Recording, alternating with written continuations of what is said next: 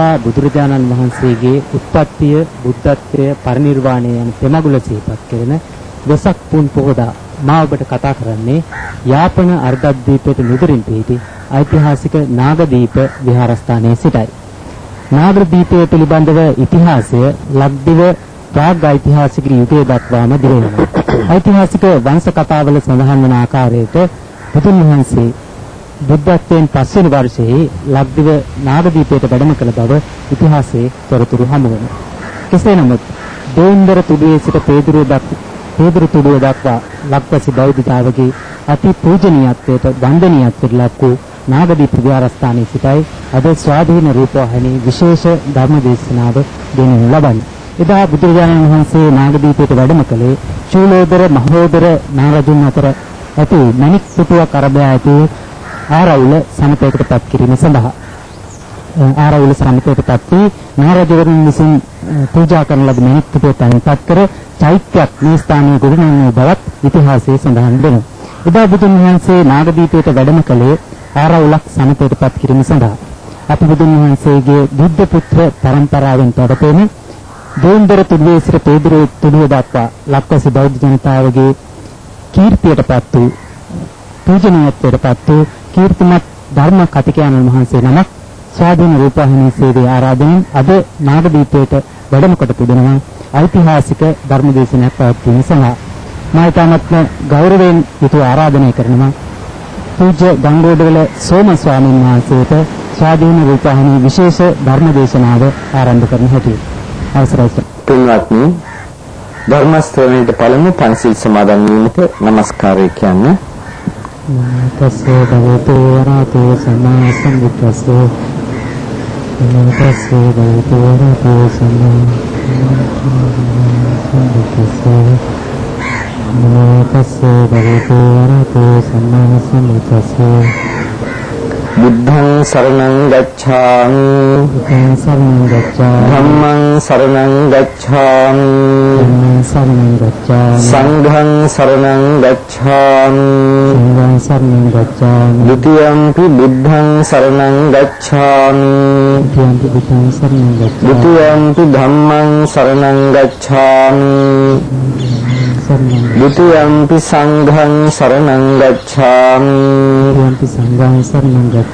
တတိယံ පි බුද්ධං සරණං ගච්ඡාමි တတိယံ පි ධම්මං සරණං ගච්ඡාමි တတိယံ පි සංඝං සරණං ගච්ඡාමි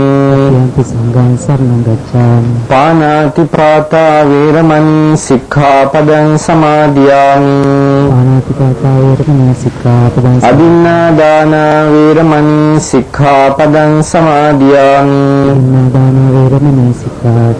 กามิสุมิจฉาจาราเวรมณีสิกขาปดังสมาธิยามิมุสาวาดาเวรมณีสิกขาปดังสมาธิยามิสุรามีเรยมัจจปมาดัฏฐานาเวรมณีสิกขาปดังสมาธิยามิसमन्त चक्रवालेषु अत्र गच्छन्तु देवता सद्धम्मं मुनिराजस्य सुनन्तु सग्गमोक्षदं धम्मश्रवण कालो अयं भदन्ता धम्मश्रवण कालो अयं भदन्ता ධම්මස්සවන කාලෝ අයං භදන්තා නමෝ තස්ස භගවතු අරහතු සම්මා සම්බුද්දස්ස නමෝ තස්ස භගවතු අරහතු සම්මා සම්බුද්දස්ස නමෝ තස්ස භගවතු අරහතු සම්මා සම්බුද්දස්ස අත්තානං චේ පියං ජඤ්ඤා රක්ඛේයනං සුරක්ඛිතං තින්නමඤ්ඤ තරං යාමං පටිජග්ගේය පණ්ඩිතෝති පින්වත්නි සියලු ලෝවාසී බෞද්ධ ජනතාව බුදු බැතියෙන් ඔකලවන ඉපිල යන වෙසක් පුන් 15ක් පොහොය දවසේහි මේ ඓතිහාසික නාගදීප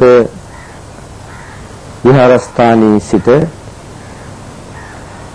මුළු මහත් ශ්‍රී ලංකා වාසී බෞද්ධ ජනතාව ඒ වගේම අබෞද්ධ ජනතාව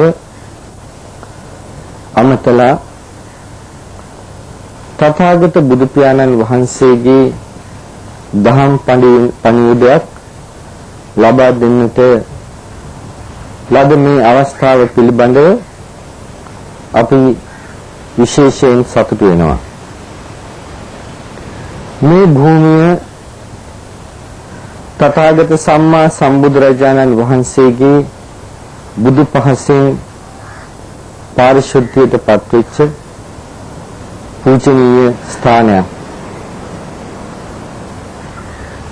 සියලුම ලංකාවාසී බෞද්ධයන් දන්නවා තථාගත සම්මා සම්බුදුරජාණන් වහන්සේ බුද්ධත්වයෙන් වසර 5කින් මේ භූමියට වැඩම කළා.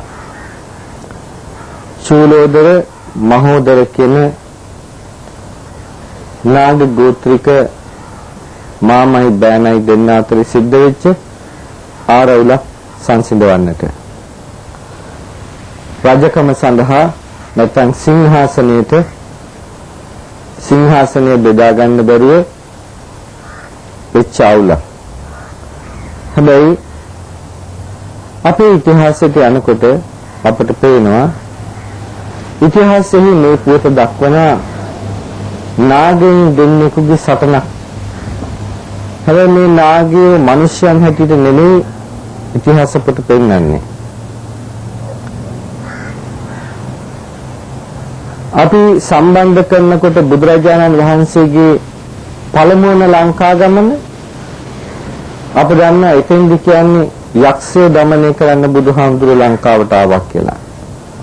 මෙතෙන්දි කියනවා නාගයෝ দমনය කරන්න බුදුහාමුදුරුවෝ ලංකාවට ආවා කියලා.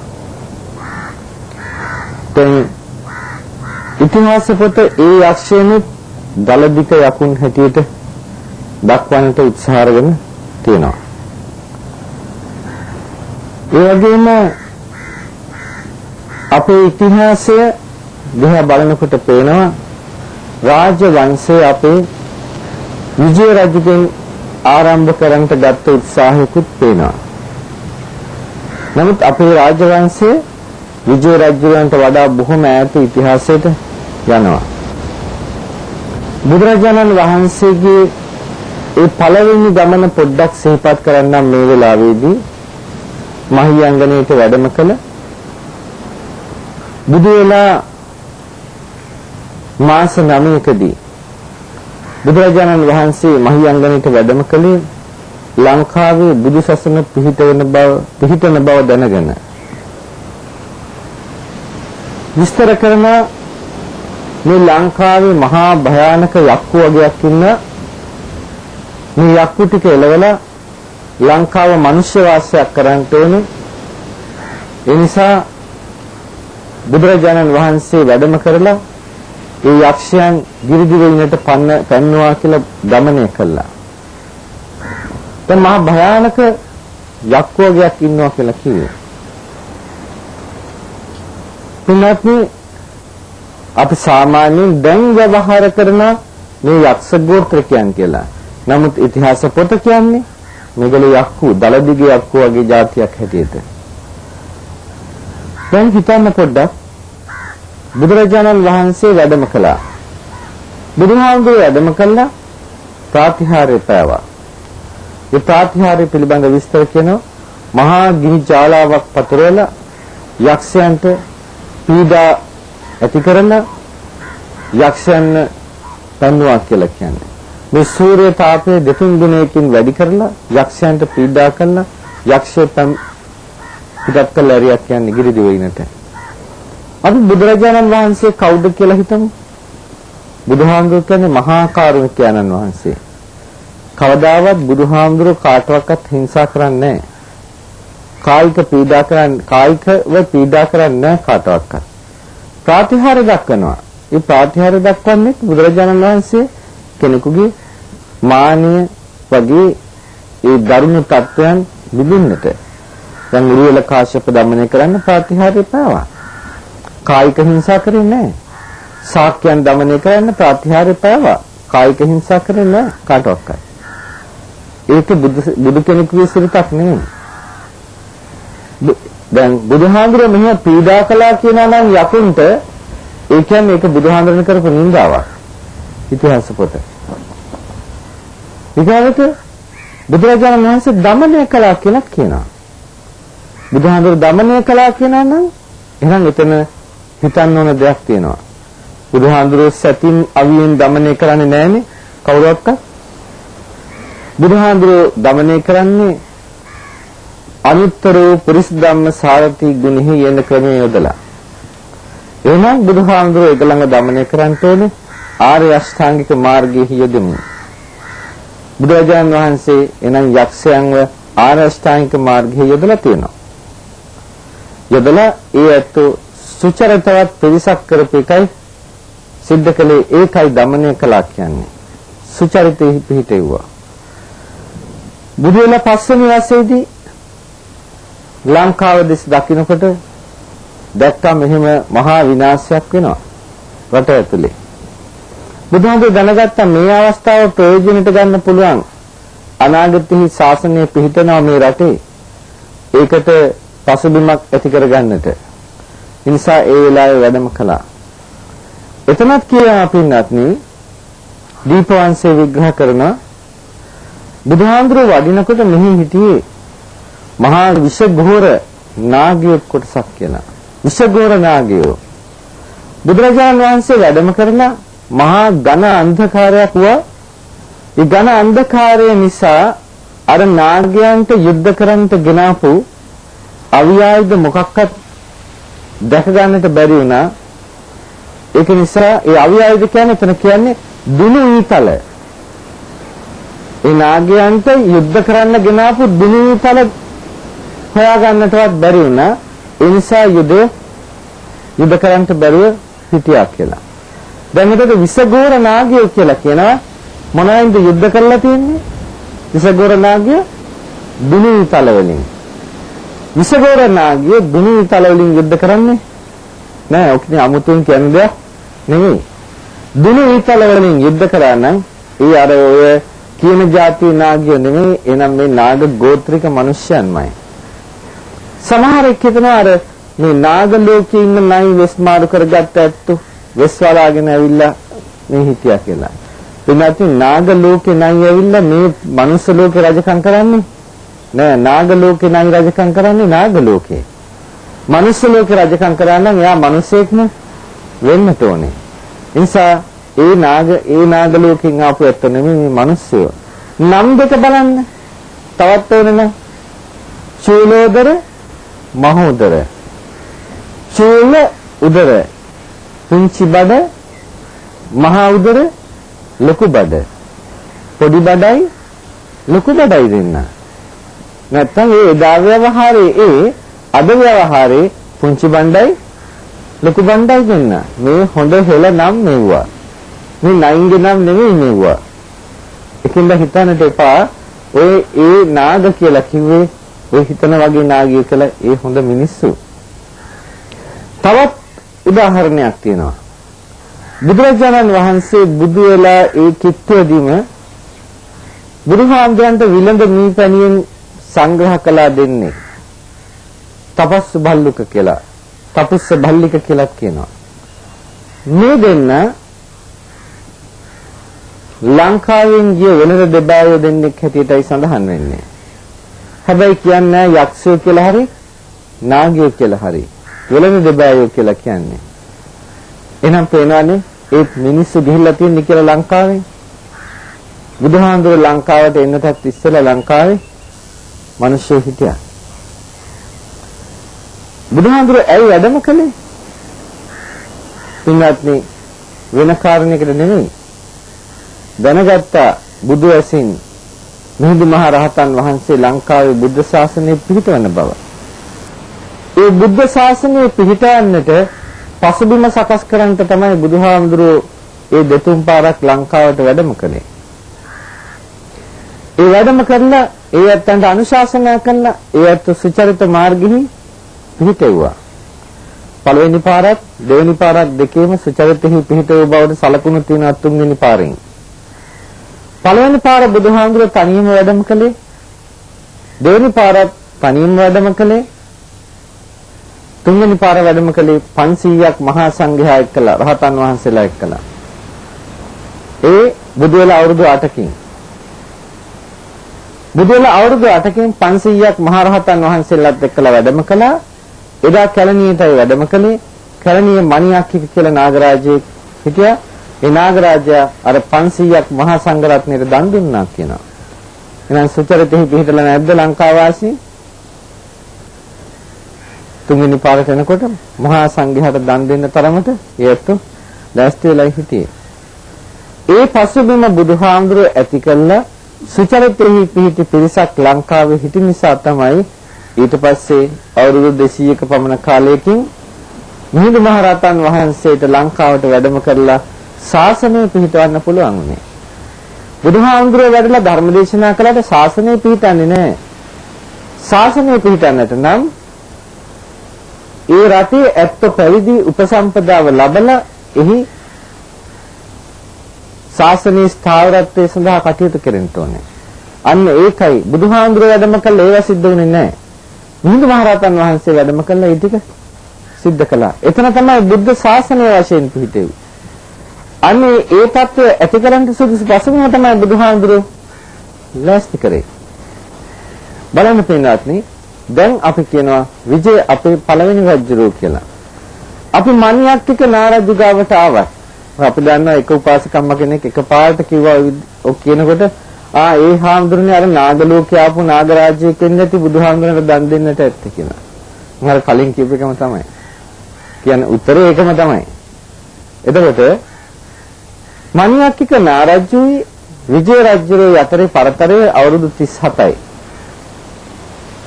බුදු වෙලා අවුරුදු 8කින් ආවේ බුදුහාමුදුරුවෝ පිරිනිවන් පාන දවසේ විජය රජු ආවා කියලා කියන්නේ. අවුරුදු 37යි පරතරය. විජය එන්න අවුරුදු 37කට ඉස්සෙල්ලා ලංකාවේ මණියක්කික කියලා නාගරාජ්‍යයේ කැලණියේ වාසය කළා. එහෙනම් විජය නෙමෙයි පළවෙනි රජු. අනිත් එක විජයගේ પરම්පරාවක් ලංකාවේ නැහැ. මොකද හේතුව විජයට දරුවෝ නැහැ.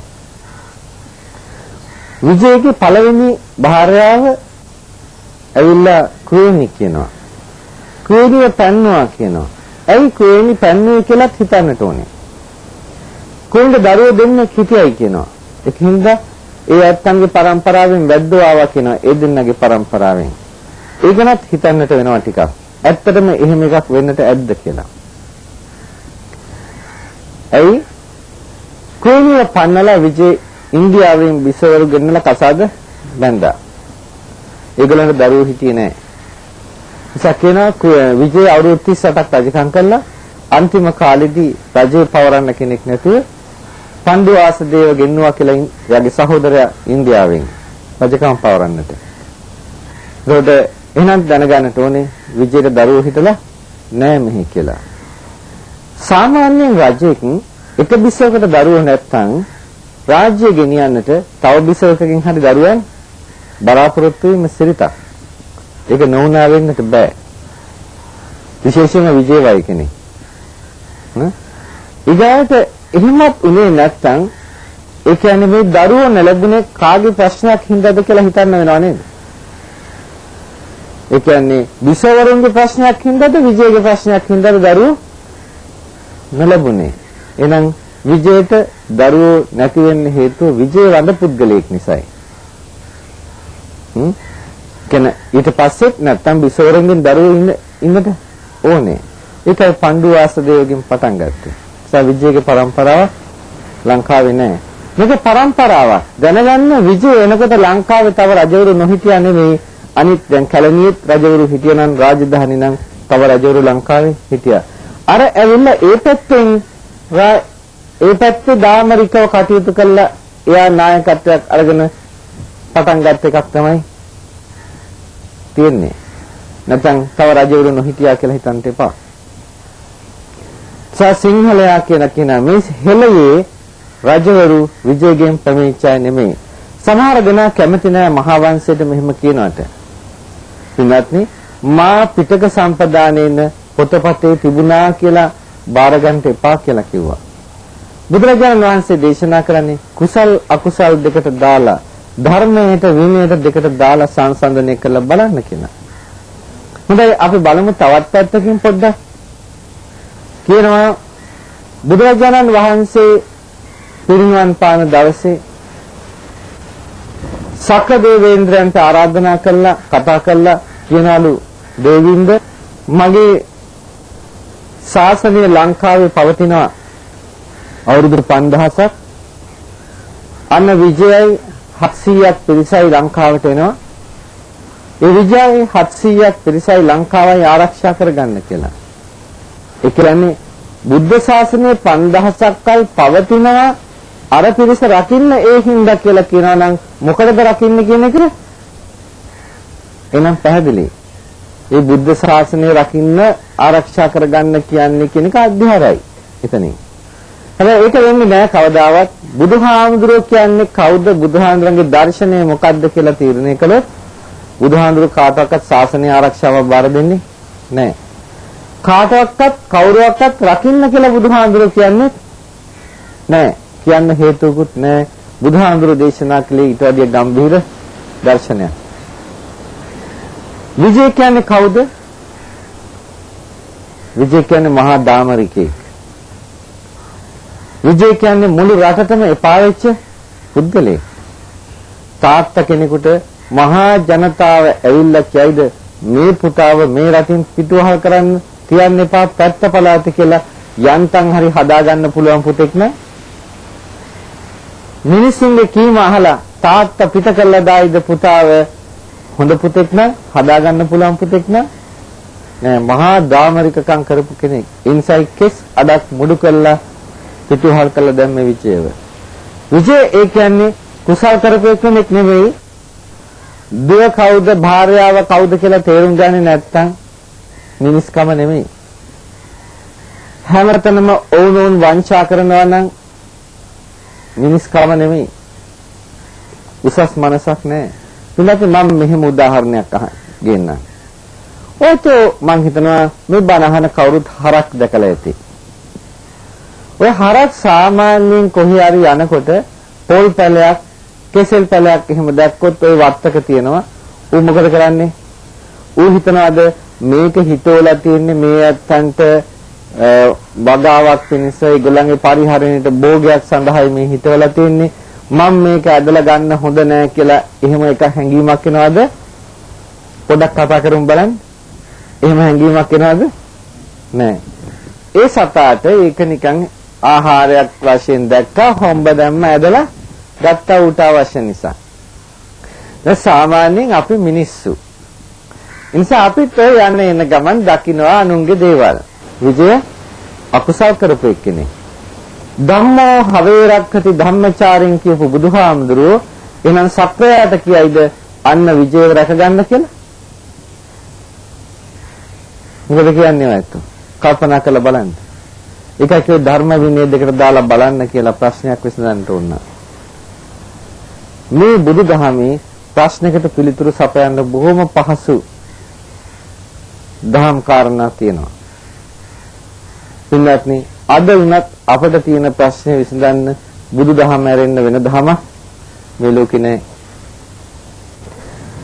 අද අපි දන්නවා මුළු ලංකාවම එදා බුදුරජාණන් වහන්සේ නාගදීපයට වඩිනකොට යුදගිනි ඇවිල්ලෙන්නට තිබුණා වගේම අදත් ඒ වගේ යුද්ධගිනි වලින් ඇවිලෙන රටක් ලංකාව. ඇයි එදා ඒත් යුද්ධ කළේ? ඒත් සිංහාසනෙට නේද? අදත් යුද්ධ කරන්නේ ඒකටම නේද? එදා යුද්ධ කළේ කවුද? එකම ජාතියක්. මාමයි බෑනයි දෙන්න යුද්ධ කළේ එදා. බුදුහාමුදුරුවෝ ඉන්නේ ඉස්සෙල්ලායි. නමුත් බුදුහාමුදුරුවෝ ඒ අත්ංව සුචරිතෙහි පිහිටුවා. සුචරිතෙහි පිහිටුවාට පස්සේ යුදය සංසිඳුණා.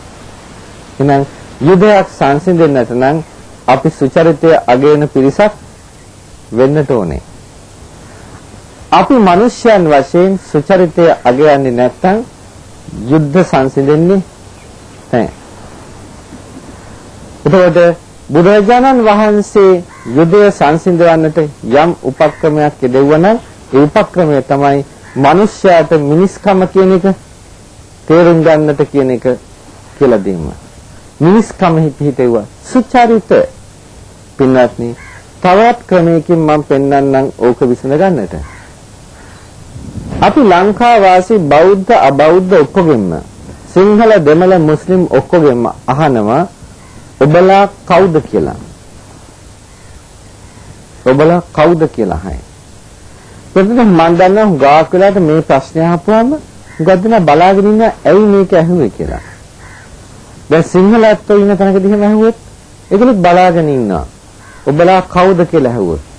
හැබැයි ඔබලා මොකද කියලා ඇහුවොත් එතකොට කියන සිංහලයක් කියලා.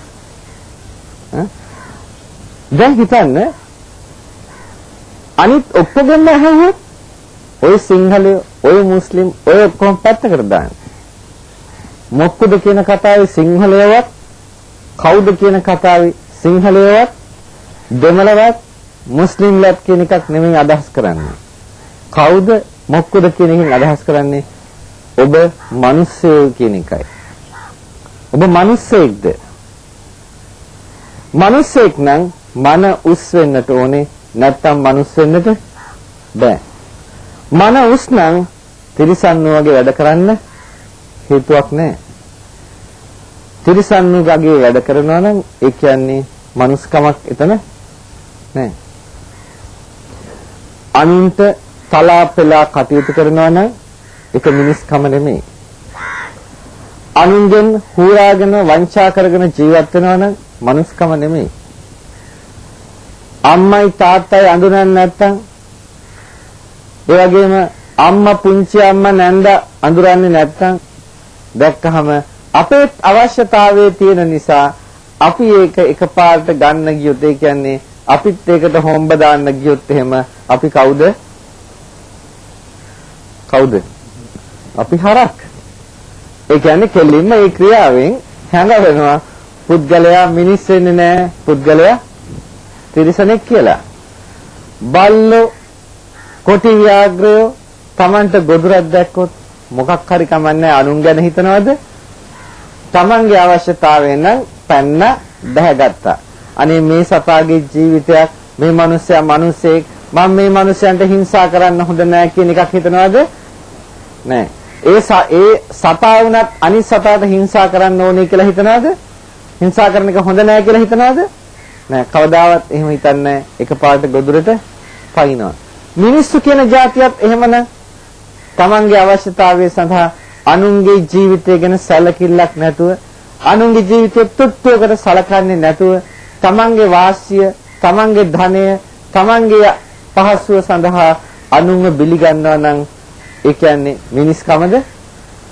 නෑ, කවදාවත් ඒක මිනිස්කම වෙන්නේ නෑ. ඒක තිරිසන් ගතියයි. එහෙනම් දැන් අපේ රටේ මිනිස් වේශයෙන් ඉන්නේ කවුද? මිනිස් වේශයෙන් රට පුරාම විසිරී ඇත්තේ කවුද? මිනිසුන් නෙමෙයි, තිරිසන්නෝ. කෙලින්ම කියන්නට ඕන දේ තමයි තිරිසන්නෝ. ಜಾති, ආගම්, කුල, ගෝත්‍ර පැත්තකින් තියන්න. පැත්තකින් තියලා ඔවුන්ගේ ක්‍රියාකලාපයන් දැස දිහා බලන්න, පොඩ්ඩක් බලලා තීරණය කරන්න අපි කවුද කියලා. අර පිටින් පෙන්න රූපේ දිහා බලලා තීරණය කරන්න එපා. නජච්ඡා වසලෝ හෝති නජච්ඡා හෝති බ්‍රාහ්මනෝ කම්මනා වසලෝ හෝති කම්මනා හෝති බ්‍රාහ්මනෝ. සිංහලයෙක් හින්දා නෙමෙයි උසස් වෙන්නේ හෝ පහත් වෙන්නේ හෝ, දෙමළෙක් හින්දා නෙමෙයි උසස් වෙන්නේ හෝ පහත් වෙන්නේ හෝ, මුස්ලිම් කෙනෙක් හින්දා නෙමෙයි උසස් වෙන්නේ හෝ පහත් වෙන්නේ හෝ උසස් පහත් වෙන්නේ ඔවුනෝන්ගේ ක්‍රියාදාමයන් හේතු කොටගෙනයි. පින්වත්නි, ඔවුනෝන්ගේ ක්‍රියාදාමයන් හේතු කොටගෙන උසස් පහත් ભેදය ඇති වෙනවා කියලා දන්නවනම් අපි කාටවත් ඕනෝන් අභිභවා යන්නට අත්ුක්කංශන පරවම්බනේ දෙන්නට අනුන් උසස් කළා සලකන්න තමන් පහත් කළා හරි තමන් පහත් කළා අනුන් තමන් උසස් කළා අනුන් පහත් කළා සලකන්න හරි පුළුවන් කමක් නැහැ. මේ කාරණේ හොඳට දැනගන්න ඕනේ. සිංහලයන්ට බෑ අපි උසස් ජාතියක් කියලා කියන්නේ. සිංහල වූ පමණින් ඒක කියන්න බෑ. සිංහලයා ශ්‍රේෂ්ඨ ජාතියක් බවට පත් වුණා තමයි ඉතිහාසයේ. ඒ දැන් නෑ දැනගන්නට. ඒ ඉතිහාසයේ තවදුරටත් ඒක නෑ. සිංහලයන්ට වැඩි හොඳ සත්පුරුෂ මිනිස්සු අනිත් ජාතීන් අතර ඉන්න මං කියන්නේ සිංහලයන් අතර නෑ කියලාම නෙමෙයි සමස්තයක් වශයෙන් ගත්තොත් නෑ. ඇයි සිංහලයා ශ්‍රේෂ්ඨ ජාතියක් බවට පත් වුණේ පින්වත්නි අවුරුදු 2000 ගණනක් තිස්සේ පෝෂණය වෙලා ආපු අර බෞද්ධ ශිෂ්ටාචාරයේ බෞද්ධ සංස්කෘතියට පිටවන්නටයි. ඒකේ මුවාවෙන් තමයි සිංහලයා ශ්‍රේෂ්ඨ වුණේ. ලෝකයක් ඒක පිළිගන්නවා. මේ ඇත්තන්ගේ මෙන්න මේ චාරිත්‍ර නිසා මේ ඇත්තෝ ශ්‍රේෂ්ඨ වුණේ කියලා. අද ඒවා අපි ගාව තියනවද? පින්වත්නි අහන්න නැතිනේ. පහුගිය දවසක කිව්වා එක ඇමතිවරයෙක් ලංකාව කියන එක තවදුරටත් සිංහල බෞද්ධ රටක් නෙමෙයි කියලා.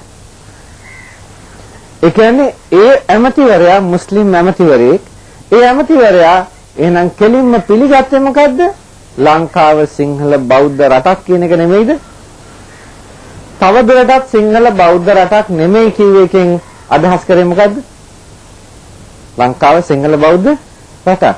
තවදුරටත් බෞද්ධ නොවෙන්නට හේතුව කියනවා.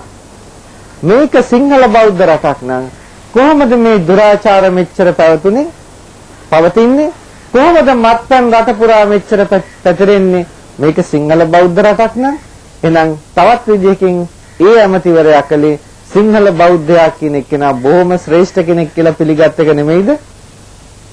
දුරාචාරයෙන් තොර බොහොම සුචරිතවත් කෙනෙක් සිංහල බෞද්ධයා කියන එක නෙමෙයිද මේ මහත්තයා පිළිගත්තේ? නිසා මේ මහත්තයාට දොස් කියන්න නෙමෙයි, මේ මහත්මයා ගැන පපරහින් බලන්න නෙමෙයි තියෙන්නේ. සිංහල බෞද්ධයෝ අඬා වැළපෙන්නට ඕනේ අර වචනේ අහලා. මේ වෙසක් පොයත් දෙකලා වැළපෙන්න ඔයත් පුළුවන් තරම් සන්තෝෂ වෙන්න බෑ පින්වත්නි. බෞද්ධයන්ට වෙසක් කියා සතුටු වෙනවා. පින්වත්නි මම නම් ලෑස්ති නෑ නිකන් මේ ඔළුව අත ගන්නට. පොඩ්ඩක් රිද්දලා හරි ආපස්සට හරවලා ගන්නට ඕනේ නේද? ඔළුව අතගගා යට කරන්න හදනකට වැඩිය රිද්දලා නැගිටවලා ගන්න එකයි වටින්නේ පොඩ්ඩක්. අරගෙන හරිගස්ස ගන්නට ඕනේ. තොරන් බැන්දට බෞද්ධ වෙන්නේ නෑ බුදුහාඳුරන්ගේ නාමයෙන්. මහා වෙසක් කූඩු ගැහුවට බෞද්ධ වෙන්නේ නෑ බුදුහාඳුරන්ගේ නාමයෙන්. තනින් තන මහා නූඩල්ස් දන්සල් කියලා මහා දන්සල් කියලා දන්සල් ගැහුවට බෞද්ධ වෙන්නේ නෑ. ඔය ඔක්කොම කර පංච දුෂ්චරිතය මේ රටේ පැතිරිලා නම් තියෙන්නේ. මොකද්ද මේකේ තියෙන බෞද්ධකම? බුදුහාඳුරංග මතක් කර අරව කරන්නේ මේ බුදුහාඳුර කියපු දේ පැත්තකට දාලා ඒ බුදුහාඳුරන කරන නින්දාවක් නෙමෙයිද? මං කියන්නේ දන්සල් එපා කියන එක නෙමෙයි, මං කියන්නේ තොරන් එපා කියන එක නෙමෙයි, මං කියන්නේ කුඩු එපා කියන එක නෙමෙයි. ඒවා අවශ්‍යයි. ඒවා අවශ්‍යයි. හැබැයි බුදුහාඳුර මොකද කිව්වේ? පරිනිර්වාණ මොහොතේ කියනවා දෙවියන් දේව ගඳින් මලින් සුව ආදී වශයෙන් බුදුහාඳුරන්ගේ බුද්ධ ශරීරයට උපහාර දක්වනකොට ආනන්ද මේ දේවතාවන් මෙවැනි උපහාර දක්වන්නේ තථාගතයන්ට පුද පිණිසයි.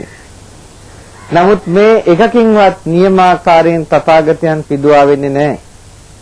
තථාගතයන් නියමාකාරයෙන් පිදුවා වෙන්නට නම් ධර්මානුධර්ම ප්‍රතිපන්න වන්නට කියපු දේ කරන්න. ඔයත්තන් ගිහියන් වශයෙන් ඔයත්තන්ට කිව්වේ පන්සිල් රකින්නට කියලා.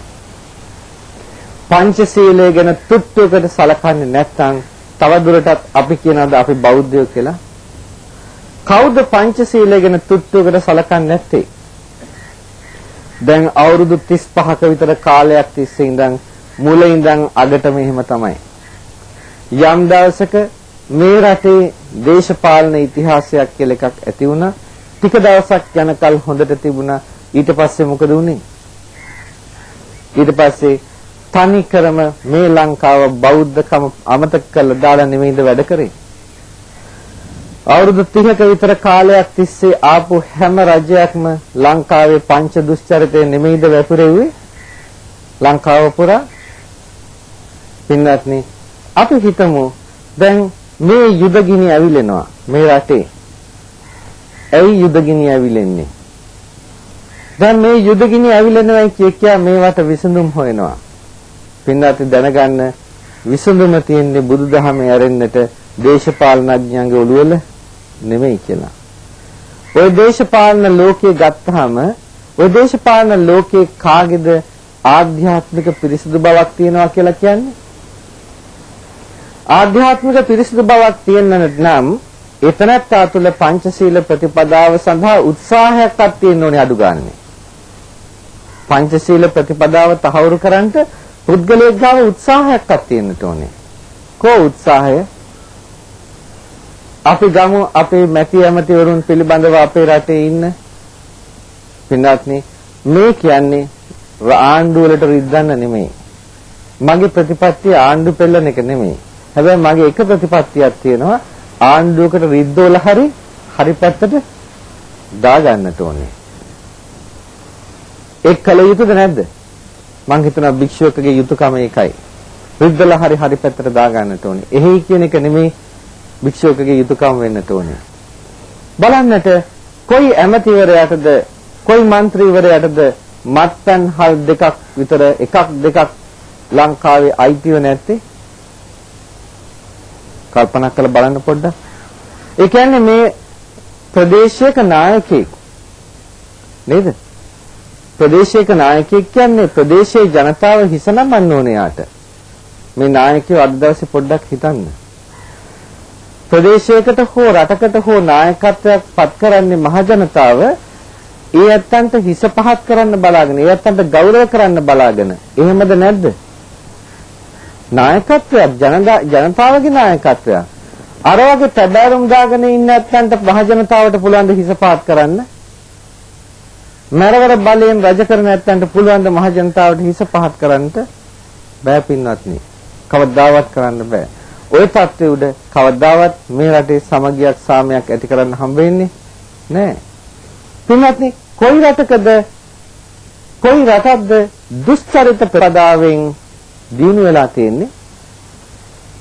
කොයි රටක්ද දුස්චරිතයෙන් දිනු වෙලා තියෙන්නේ? පින්වත්නි, දුස්චරිතය පැතුරුණා නම් යම් තැනක එතන පරිහානියක්ම මිසක් එතන දිනුවක් නෑ. එහෙම දැන් ඔය ඇත්තන්ට මම මේ වෙලාවෙන් මම කියනවා, මම බුදුදහම අතහරිනවා. කවුරු හරි පෙන්වුවොත් දුස්චරිත ප්‍රතිපදාවෙන් දිනු වෙලා තියෙන රටක් කිව්වොත් කොහේ හරි පංච දුස්චරිත ප්‍රතිපදාවෙන් ඔය මත්පැන් ආදී ඔය දේවල් කළා දිනු වෙලා තියෙන රටක් කියන්න බලන්න. මිනිසුන් වශයෙන් ජීවත් වෙන රටක් කියන්න බලන්න. එහෙම පෙන්වුවොත් මම මේ බුදුදහම අතාරිනවා.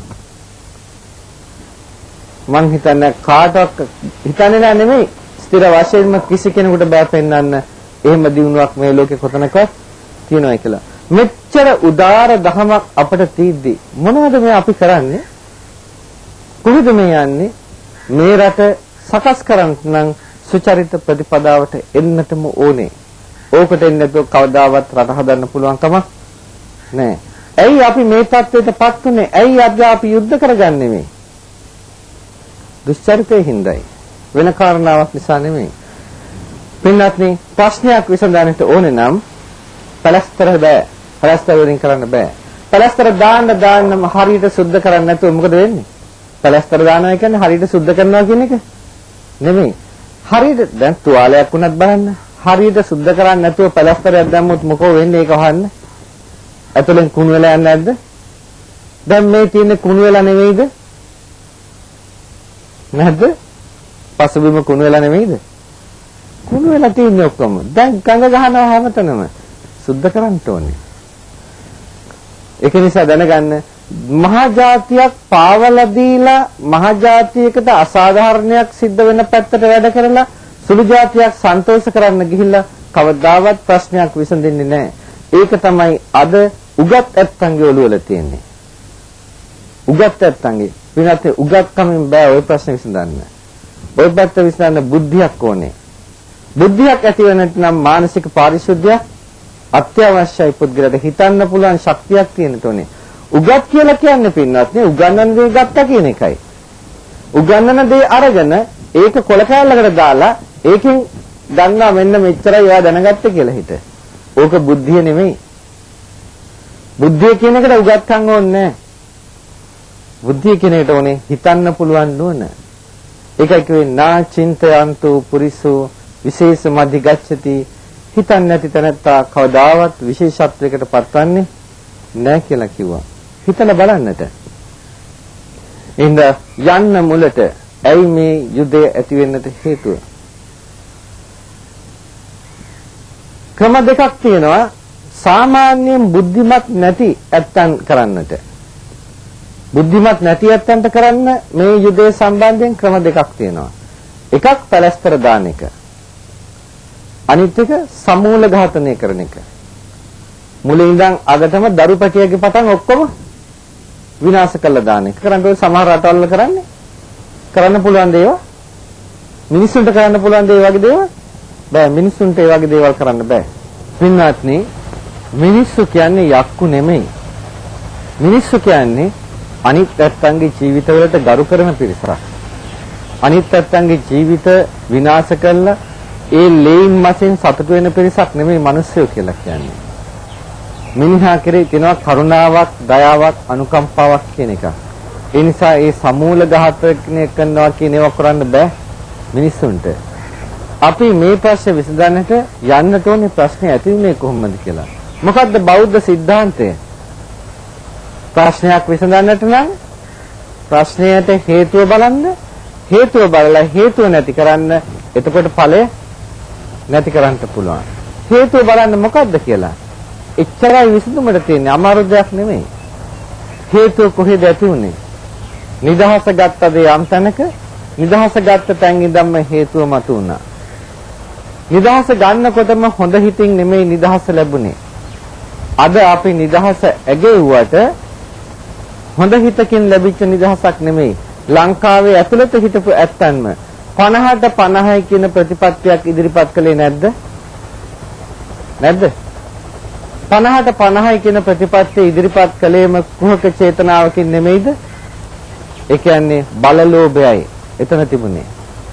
ඒ බලලෝභය හේතු කොටගෙන ලංකාවේ එවකට අගමැති වෙච්ච පළවෙනි තැනත්තා දැනගත්තා මේකෙන් වෙන්නේ මොකද්ද කියලා. මොකද සාමාන්‍ය දෙයක් සුළු ජාතිය නොක කරන එක කොයිතැනකත්. නමුත් මහ ජාතික නායකයෙක් ඥානවන්තව කටයුතු කරන්න ඕනේ. ඒකට ඒ නායකයා ඥානවන්තව කටයුතු කළා එදා. ඒ නායකයා දැනගත්තා රටේ ජනතාව මේ විදිහට කොටස් වෙලා ඉන්න ගියොත් රටේ ප්‍රශ්නේ අවුල් ජාලාවක් වෙනවා. ඒ නිසා රටේ ජනතාව විසිරෙන්නට හැදුවා නේද? කටයුතු කළා නේද? එහෙම නොකරනම් අද අනුරාධපුර පොළොන්නරු අම්පාර ওই පැති මොකද වෙන්නේ? කල්පනා කරලා බලන්න පොඩ්ඩක්. ඒක එහෙම නොකළා. එතනින් පස්සේ හිටපු කොයි ජනනායකයාද ඒව දියත් කළේ ඉදිරියට? ඒවා ඉදිරියට දියත් කළා නම් අද මේ රටේ සිංහල, දෙමළ, මුස්ලිම් ජාතිය පුදුම සමගියකින් ඉන්නවා. ඒ වගේම මේ රට මහා සෞභාග්‍යමත් රටක් එහෙනම්. එතනින් මෙහා හිටපු හැම නායකයෙක්ම තම තමන්ගේ දේශපාලන බලලෝභය නිසා ඒ ඔක්කොම නැවැත්තුවා. නීතිය පැති දෙකට දෙපැත්තක් වුණා. දෙවිදියක නීතිය. භූමියේ නීතිය හරි එක එක ජන කොට්ටාස වලට එක එක විදිහට උනේ නැද්ද? දැන් මේ වගේ මේ පැති වලට ආපුවාම මේ පැති වල භූමි නීතිය මේ જાතියට එකක්, අර පැත්තේ සිංහල ජාතියේ භූමි සිංහලයන්ට ඒ භූමි නීතිය එකක් වුණා එකම රට ඇතුලේ. ප්‍රශ්න අවුල් වෙන්නේ නැද්ද? ප්‍රශ්න අවුල් වෙන්න හේතුව උකයි. ඊගාවට හැමතිස්සෙම ස්වභාවයෙන් මොකද උනේ? සුළු ජාතීන් උත්සාහ ගත්තා මුලින් ඉඳන්ම දියුණු වෙන්නට. ඒ ඇත්තන්ගේ අයිතිවාසිකම් දිනා ගනිමින් ඒගොල්ලෝ දියුණු වෙන්න උත්සාහ ගත්තා. මහ ජාතිය මොනවද කළේ? මහ ජාතිය මුලින් ඉඳන්ම කළේ කෑලි කෑලි වලට බෙදි බෙදි කුලල් කාගත්ත එක නෙමෙයිද? පින්නාත් මතක් කරලා දෙන්නම් අතීතයෙන් පාඩම් අරගෙන අනාගතයත් වර්තමානයේදී අනාගතයත් හදා ගන්නට ඕනේ. ඒකයි කරන්න ඕන දේ. අතීතයේදී මොකද වුනේ? ඩී.එස්.එල් නායක මහත්මයාගෙන් පස්සේ ආව නේද දඩිසේනායක මහත්මයා.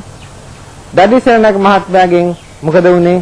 බණ්ඩාරනායක මහත්මයා ඊගාවට කවුද? පිලිප් ගුණාර්දන මහත්මයා, එන්.එම්. පෙරේරා මහත්මයා, පීටකෙනමන් මහත්මයා මේ වගේ ඇත්තන් නිසා මහා ජනතාව කෑලි කෑලි වලට කැඩුනේ නැද්ද? මේ රටේ ජනතාව කෑලි පහකට වෙන් වෙලා එන කොටා ගත්තේ නැද්ද? මහා ජාතිය මෙහෙම එන කොටා ගත්ත එකෙන් දිනුනාද මහා ජාතිය? දවසින් දවස මොකද උනේ? මේ දේශපාලන ભેදයේ හේතුවෙන් මහා ජනතාව එකිනෙකන එන කොටා ගනිමින් හැමදාම පරිහානිය මුඛයට ලං වුණා. කවදාවත් එතනින් පස්සේ රට දිනුනාද? එතනින් පස්සේ පුද්ගලයෝ දිනුනා. රට කොයි හැටි එක? ඒ පුද්ගලයෝ දිනුනා මෑත භාගයේදී. ඒත් අතීතයේ දේශපාලනඥයෝ තමන්ගේ ධනය වියදම් කළා රට වෙනුවෙන්. දැන් බණ්ඩාරනායක මහත්මයලා, පිලිප් ගුණාර්දන මහත්මයලා වගේ ඇත්තෝ රට වෙනුවෙන් තමන්ගේ ධන සම්පත් වියදම් කරලා තියෙනවා. අද මොකද වෙන්නේ? අද ඒකේ අනිත් පැත්ත. අද හැම දිනෙකම රටේ නායකත්වයක්, ප්‍රදේශ නායකත්වයක් තෝරගන්නේ මොකක් සඳහාද? කල්පනා කරලා බලන්න. මේ රටක ප්‍රතිපදාවද මේක? කවදද රටක් දියුණු වෙන්නේ? කවදද රටක ප්‍රශ්න විසඳෙන්නේ? අහිංසක මිනිස් ජීවිත බිලි වෙන එක විතරයි සිද්ධ වෙන්නේ ওই ප්‍රතිපදාවෙන්. කවදාවත් රටක මුල හැදෙන්නේ නැතුව රටේ මැදින් හදන්නවත් අගින් හදන්නවත් පුළුවන් වෙන්නේ නැහැ. අද හරි අපි තීරණය කරගන්න ඕනේ. මොකද්ද අපි කළ යුත්තේ කියලා. පින්වත්නි, දැන් දිගින් දිගටම මහා ජනතාව, මහා ජාතිය, සිංහලයන් කියන කොටස, විශේෂයෙන්ම සිංහල බෞද්ධයන් අන්ත ප්‍රපාතයට ඇදගෙන වැටුණා. අද 70%ක් විතර සිංහල බෞද්ධයෝ මේ රටේ දුප්පත්තු නෙවෙයිද? 70%ක් විතර සිංහල බෞද්ධයෝ දුප්පත්තු මේ රටේ. දිගින් දිගටම වෙන්නේ මොකද්ද? දුප්පත්. ලංකාදීප පත්තරේ තියෙනවා. පින්වත්නි, ඒ ලංකාදීප පත්තරේ කියන්නේ දවසකට මැරෙනවා කියලා මිනිස්සු 500ක් මැරෙනවා කියලා ලංකාවේ දුප්පත්කම හේතු කොටගෙන ඇතිවන රෝග වලින්. දුප්පත්කම හේතු කොටගෙන ඇතිවන රෝග වලින් 500ක් මැරෙනවා කියලා. එතකොට ඒ දුප්පත්කම හේතු කොටගෙන 500ක් මැරෙනවා නම් දුප්පත්කම කොච්චර රටේ ඇති කියලාද හිතන්නේ? කල්පනා කරලා බලන්නට. එතකොට මේ පැත්තේ මහජාතිය දුප්පත් බවට පත් වෙද්දී සුළු ජාතීන් උත්සාහයෙන් වීරයෙන් නැගීගෙන එන්නදී කවදාවත් රටේ සමගියක් ඇති වෙනවද? කවදාවත් රටේ සාමයක් ඇති වෙනවද? ඇති වෙන්නේ නැහැ. මහජාතිය පරිහානියට පත් වෙලා සුළු ජාතියකට කවදාවත් රටක සැනසෙල්ල ඉන්න හම්බ වෙන්නේ නැහැ කියලා දැනගන්නට. එහෙනම් ප්‍රශ්නේ විසඳන්න මොකද්ද කරන්න ඕනේ? මහජාතිය ඉස්සෙල්ලා සමෘද්ධිමත් වෙන්නට ඕනේ. මහජාතිය දුෂ්චරිතයේ ගලලා මහජාතිය සමෘද්ධිමත් වෙයිද? කවදාවත් නැහැ. මහජාතිය සමෘද්ධිමත් වෙන්නේ නැහැ. මහජාතිය පරිහානියට බලන්න. මහජාතිය පිරෙන්න ප්‍රධාන හේතු දෙකක්. දුම්මත් පැන්, මත්කුඩු. මේ තුනෙන් තමයි මහජාතිය පිරෙන්නේ. නමුත් රාජ්‍ය අනුග්‍රහයන් දිගටම ලැබුණේ මොනවටද? මේවටයි. බලන්නකෝ අවුරුදු 20ක් 30ක් විතර ඉඳලා දිගටම එන හැම රජයක්ම ධනෙ ඉපෙව්වේ මොනවයින්ද? එන හැම ආණ්ඩුවක්ම වගේ සල්ලි ඉපෙව්වේ මොනවයින්ද? දුම්, මත්පැන්, ගණිකා නිවාස, අනිත් දුරාචාර, රේස්, ඔය සූදු ඕවෙන් තමයි ආණ්ඩු ධනෙ ඉපෙව්වේ. ඕවට ගොදුරුනේ කවුද? මුස්ලිම් ජනතාව නෙමෙයි, දෙමළ ජනතාව නෙමෙයි. ඕවට ඔක්කොම ගොදුරුනේ කවුද? සිංහල බෞද්ධ ජනතාව. කවුද සිංහල බෞද්ධ ජනතාව වට ගොදුරු කෙරුවේ? සිංහලයාගේ ආණ්ඩු. සිංහල නායකයෝ. සිංහල නායකයෝ සිංහලයාව මේ තත්ත්වයට ඇදලා දාපුවම රටක් දියුණු වෙයිද? රටක ප්‍රශ්න විසඳෙයිද? කවදාවත්. වෙනත් දැනගන්නට කවදාවත් දුෂ්චරිතය වර්ධනය කළා රට ඇතුලේ මේ ප්‍රශ්න විසඳෙන්නේ නැහැ කියලා අන්තිමට නවතින්නේ කොතනකින්ද? සිංහලයෝ නැත්තටම නැති වෙලා මේ රටේ. අවුරුදු 50යි සිංහලයා තව පවතින්නේ. අවුරුදු 50ක් යනකොට එතනින් පස්සේ සිංහලයට යන මං නැති වෙනවා. දැනගන්න කවුරුත් අද ඉන්න හැම දේශපාලනඥයෙක්ම දැනගන්නට මේ රටේ සිංහල දෙමළ මුස්ලිම් කියන මේ වර්ග තුන සමගින් තියන්නට කටයුතු කරන්න තියෙන්නේ ඔය ඇත්තන්ට තව දශක දෙකයි. තව දශක දෙකකට වැඩිය නෑ මොකක්වත් කරන්නට.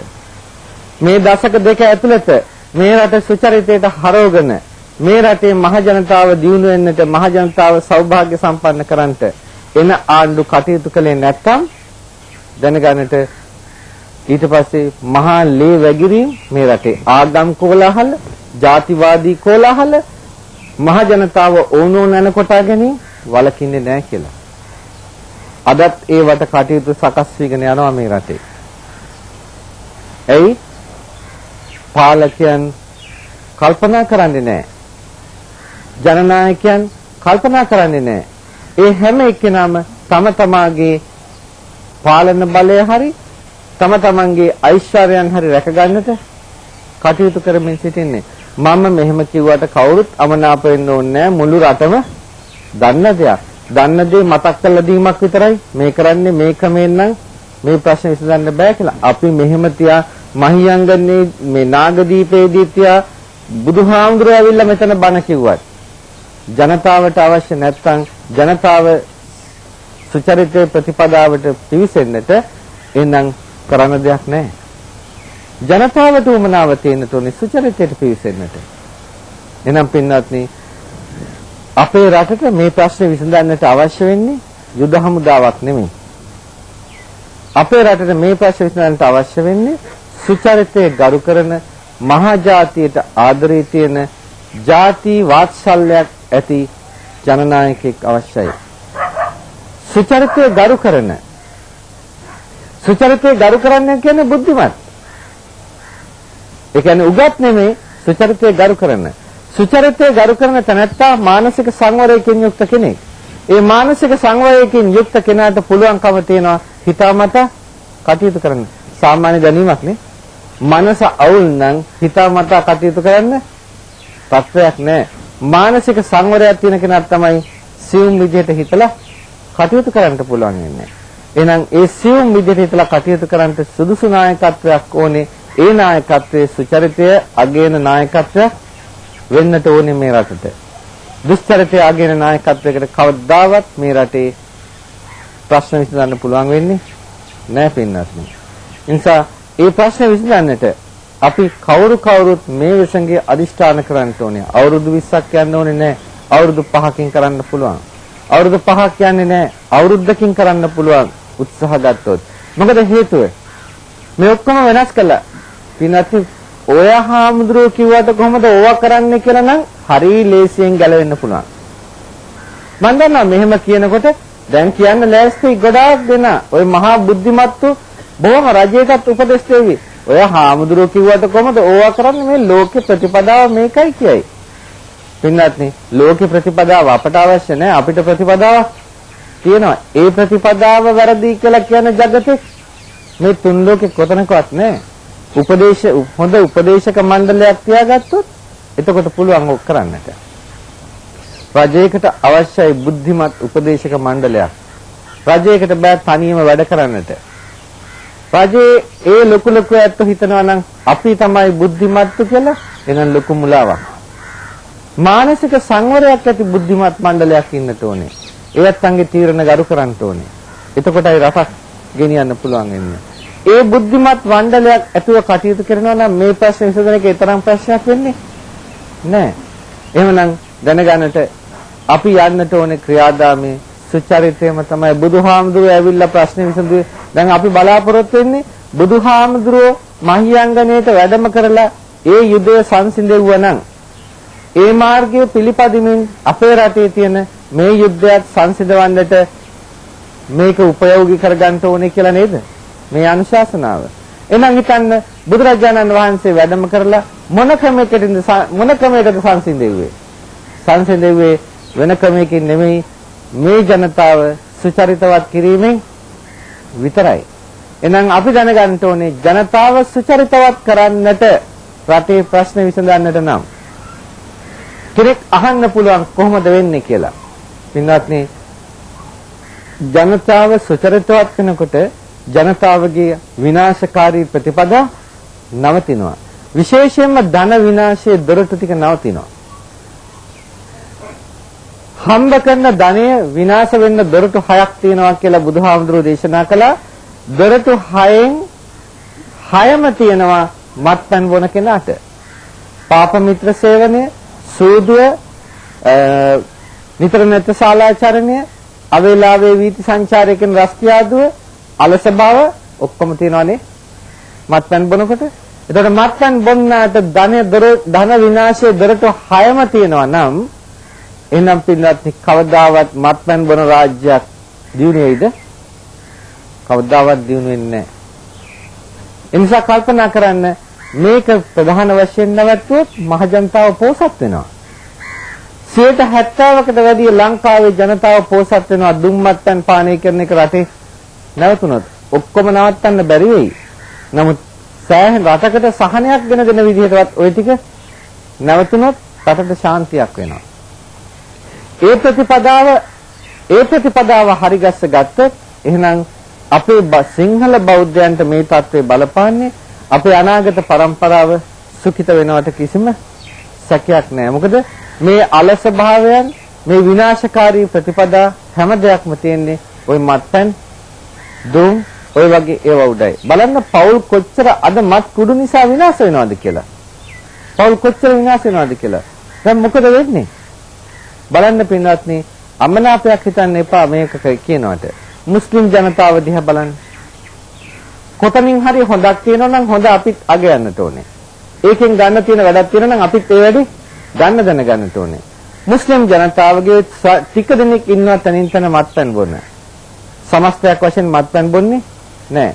මත්පැන් බොන්නේ නැති නිසා මොන විදිහකින් ඒගොල්ලෝ හම්බ කළත් හම්බ කරන හැම සතයක්ම විනාශයේ දොරටුවලට යොමු වෙලා නැහැ.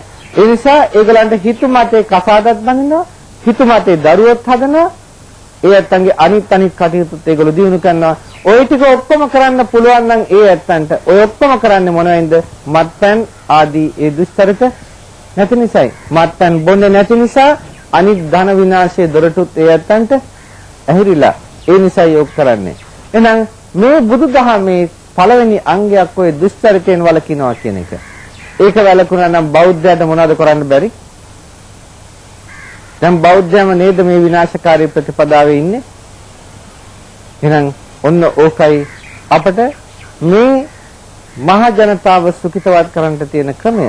ඒ විදිහට සුඛිතවත් වුණොත් දැනගන්න මහ ජනතාව මහ ජාතිය පීඩාවටපත් වෙද්දී සුළු ජාතීන් එක්කලා සමගියෙන් ඉන්න බෑ වගේම කවදාවත් මහ ජාතිය සුඛිත වෙද්දී සුළු ජාතීන් මහ ජාතිය අතර ප්‍රශ්නයක් ඇති වෙන්න හේතුවකුත් තේද? මහ ජාතිය දියුණු වෙනවා නම් සුඛිත වෙනවා නම් සුළු ජාතීන් මහ ජාතිය අතර ප්‍රශ්න වෙන්න හේතුවක් නැහැ. මහ ජාතිය වැටෙන හින්දා තමයි ඊර්ෂ්‍යාව, ක්‍රෝධය නැගගෙන ඇවිල්ලා ඔවුන් එක්කලා ගැටෙන්නේ. මේ ගැටීම නවත්තන්නයි ප්‍රශ්න විසඳන්න තියෙන ප්‍රධාන මාර්ගය. ඊගාවට ත්‍රස්තවාදී වැඩ වුණත් සියල්ලක්ම නවත්තන්න පුළුවන්. මොකද රටක් ඇතුලේ ඉන්න ජන වර්ගිකයන්, ඒ කියන්නේ ඒ ජන වර්ගයන්, මුස්ලිම්, දෙමළ, සිංහල මේ වර්ගයන් ඔවුනොන් රට ඇතුලේ සමගි සම්පන්නව කටයුතු කරනකොට ත්‍රස්තවාදීන්ට රටේ ජනතාවගෙන් සහයෝගය ලැබෙනවද? ලැබෙනවද? නැහැ. ත්‍රස්තවාදීන්ට සහයෝගයක් ලැබෙන්නේ නැහැ. රට ඇතුලේ ඒ වගේ පසුබිමක් තියෙනකොට රට ඇතුලේ ජනතාවගෙන් ඒගලන්ට සහයෝගයක් ලැබෙන්නේ නැති වෙනකොට ත්‍රස්තවාදීන්ට එන විදේශ ආධාර අඩු වෙන්නේ නැද්ද? අඩු වෙනවා. මොකද මහරජයට කියන්න පුළුවන් මේ රට අවුල් කරන්න එපා කියලා. මේ රටේ මෙච්චර මිනිස්සු සමගියෙන් ඉන්නවා, මේ රට අවුල් කරන්න එපා කියලා. අද මහරජයකට කියන්න බෑ ඒ වචනේ. මොකද අද මුළු ලෝකයටම දීලා ඉවරයි සංකල්පය මහජාතිය සුළු ජාතීන්ට සලකන්නේ නැහැ කියන එක. ඒ තත්ත්වයක් තිබියදී කොහොමද අර රටේ ලෝකයේ අනිත් රටවල් සුළු ජාතීන්ට උදව් කරන්නේ නැද්ද? පසුගිය මාස කිහිපයක අතීතයේම කොයිතරම් ලෝකයේ ආධාර ලැබුණාද? ඇයි ලැබුණේ? මහා ජාතියද? ඒත් මොකද්ද පෙන්වන්නේ ලෝකයට? මහජාතික ආණ්ඩුව මහජාතියට අසාධාරණකම් කරනවා නම් සුළු ජාතීන්ට කොහොමද සාධාරණයක් බලාපොරොත්තු වෙන්නේ කියලා ලෝකයේ බාරගත්තේ නැද්ද ඒක? බාරගත්තා. එහෙනම් ප්‍රශ්න විසඳන්න තියෙන්නේ මහජාතිය සමෘද්ධිමත් වෙලා මහ ජාතිය සුළු ජාතීන්ට සාධාරණව සලකන්න ලෑස්ති වුණොත් සලකනවා ඉබේටම. ආයි අමුතුවෙන් සලකන්න දෙයක් නැහැ. එතකොටයි ප්‍රශ්න විසඳෙන්නේ. ඒක සාර්ථක විසඳුමක් නෑ. නැත්නම් පින්නත් රටේ කෑලි කෑලි වල බලය එක එක්කිනාට පැවරුවයි කියලා කිසි දවසක ප්‍රශ්න විසඳෙන්නේ නැහැ. ඒව හරියට වෙන්නේ මොනවාද? ඔටුවට ඔළුව දාන්න දුන්නාම මොකද වෙන්නේ? මොකද වෙන්නේ? ඒක ඒ උදාහරණ හොඳට ඒ උපමා හොඳට සිහියට ගන්න. ඕව කට ගන්නවට කියපු කතාවක් නෙමෙයි. ඒකින්ද කල්පනා කරන්න. බුද්ධිමත්ව වැඩ කරන්න. මෙච්චර ධර්මානුකූල ප්‍රතිපදාවක් තියෙනවා. අමාරුයි හැබැයි හොඳ දේවල් කරන්න. සුඛරාණි අසාධුනි අත්තනෝ අහිතානිච යං වේ හිතංච සාධුංච තං වේ පරම දුක්ඛරං.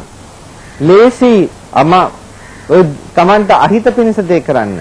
අමාරුයි තමන්ට හිතසුව පිණිස දේ කරන්නට. පින්වත්නි ඒ නිසා මෙන්න මේ බුදු වදන සිහි කරන්න නැවතත් අත්තානං චේ පියංජඤ්ඤා රක්ඛේයනං සුරක්ෂිතං. තමාට ආදරේ කියලා දන්නවා නම් ජාතියක් වශයෙන් හෝ පුද්ගලයෙක් වශයෙන් හෝ තමාව ආරක්ෂා කරගන්න ඕනේ කියලා හිතනවා නම් මේ ජාතිය රකින්න ඕනේ කියලා හිතනවා නම් තින්න මඤ්ඤ තරං යාමං තුන් කාලේදී එක කාලයකදී හරි පටිජග්ගේය පඬිතු ඥානවන්තයා සුදුසු පිළියම් යොදනවා. ඒ කියන්නේ දැන් ඉතින් අතීතේ ගිය අතීතේ ඉවරයි. ඕක කතා කරලා වැඩක් වෙන්නේ නැහැ.